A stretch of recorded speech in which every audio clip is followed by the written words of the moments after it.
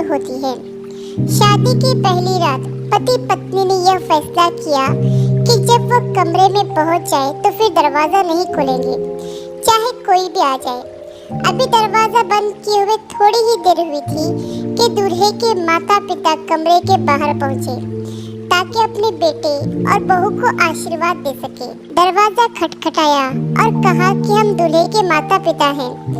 दूल्हा दुल्हन ने एक दूसरे की तरफ देखा।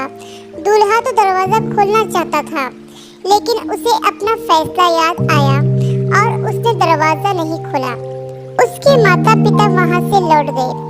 अभी कुछ देर ही हुई थी कि दुल्हन के माता पिता भी दूल्हे के घर पहुंचे ताकि वह भी उन्हें आशीर्वाद दे सके।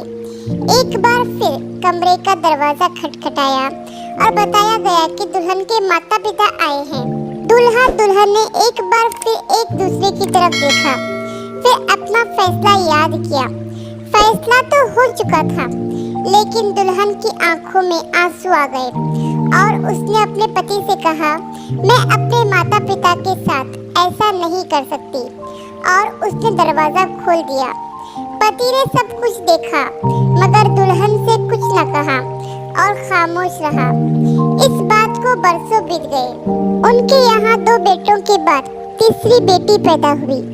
पति ने नन्ही गुड़िया के इस दुनिया में आने की खुशी में बहुत बड़ी पार्टी का आयोजन किया और इस पार्टी में सभी को न्योता भेजा और खूब खुशियां मनाई।